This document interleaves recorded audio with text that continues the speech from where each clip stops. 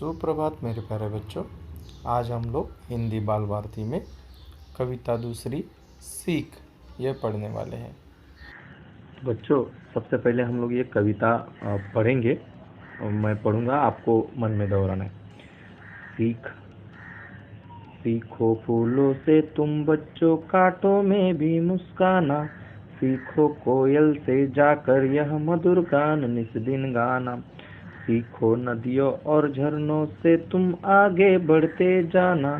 ऊपर आफत आने पर भी कभी न मन में घबराना। सीखो पानी से जाकर कैसे मित्रों को पाना, और कैसे उनकी रक्षा में स्वयं जूझना मर जाना। सीखो धरती से तुम जाकर कष्टों को जग के सहना। सीखो वृक्षों से भी जा यह दुख सारे चुप ही सहना।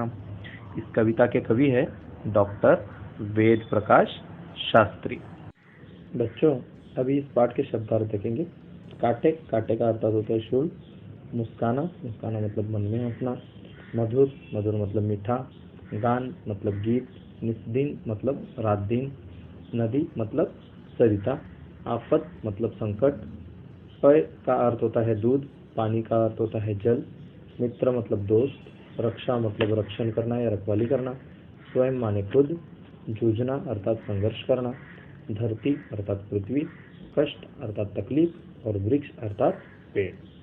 बच्चों, अभी इस कविता को हम लोग सीखेंगे। वाचन पढ़ो और अभिनय के साथ गाओ। तो हमने तो कविता गाई थी, अभी हमको इसका अर्थ समझना। कविता दूसरी सीख। सीखो फूलों से तुम बच्चों, कांटों में भी मुस्काना। तो देखो, गुलाब का फूल आपने देखा होगा। गुलाब का फूल कहाँ रहता है? कांटों में रहता है। लेकिन कांटों में होने के बावजूद भी वो कितना सुंदर दिखाई देता है, जैसे कि वो हंस रहा हो। वो अपने दुखों को भूलकर कांटों में भी वो क्या करता है? मुस्काता है। सीखो कोयल से जाकर यह मधुर गान निस्दिन गाना। कभी तूने कोयल को काव काव करते देखा है? नहीं। क्यों? क्योंकि वो हर दिन, निस्दिन मतलब रात रहे चाहे दिन रहे या प्रतिदिन, वो हमेशा मीठा ही गाना गाती है। तो इसीलिए हमको कोयल से मधुर गान निस्दिन गाना, मतलब हमको हर दिन गाना नहीं गाना है, लेकिन उसके जैसी प्यारी या मीठी बोली हमको सीखना है। सीखो नदियों और झरनों से तुम आगे बढ़ते जाना। क्या तुमने कभी नदी को पीछे बहते हुए देखा है? नहीं। तो हमें नदी से क्या सीखना है? या झरने, झरने जो ऊपर से नीचे गिरते हैं, क्या कभी वो नीचे से ऊपर जाते हैं? नहीं जाते। तो उनसे हमें सीखना है आगे ही बढ़ते जाए। अगर बीच में कोई पत्थर भी आ जाता है तो क्या नदी वहां से पीछे मुड़ के वापस चली जाती है? नहीं जाती है। वो वहां से भी रास्ता निकाल कर आगे ही बढ़ती है। तो हमें नदियों और झरनों से आगे बढ़ते जाने की सीख लेनी। ऊपर आफत आने पर भी कभी न मन में घबराना। देखो, अगर कितनी भी तेज बारिश आती है या बाढ़ आती है, उसके बाद भी नदी या झरने डरते हैं? नहीं। तो हमें इनसे यही बात सीखनी है।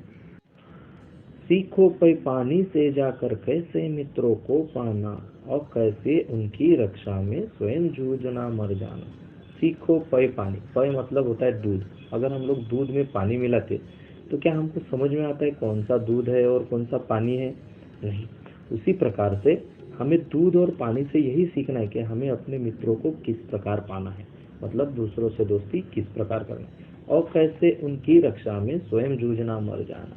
तो दूध, देखो, दूध में जब पानी मिला लेते हैं या पानी में दूध मिला लेते हैं तो वे दोनों एक हो जाते हैं। उसी प्रकार से अगर दोस्त पे कोई संकट आता है तो उसकी रक्षा करते हुए स्वयं मर जाना, मतलब हमको मरने की आवश्यकता नहीं है, बट उसके संकट में हमें काम आना है।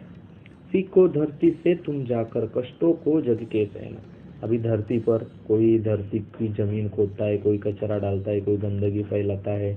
हम लोग धरती पर क्या क्या करते हैं, लेकिन क्या वो कभी किसी को कंप्लेंट करती है, किसी को शिकायत करती है? नहीं। वो इन कष्टों को चुपचाप सहती रहती है। सीखो वृक्षों से भी जा यह दुख सारे चुप ही सहना। अभी वृक्ष है, वृक्ष को कभी हम लोग पत्ते तोड़ते हैं, कभी डालियां तोड़ते हैं, कभी पूरा ही पेड़ काट डालते हैं, लेकिन क्या वे अपने दुख दूसरों को बताते फिरते हैं? नहीं। तो हमें भी धरती और वृक्षों की तरह सहनशील होने की आवश्यकता है।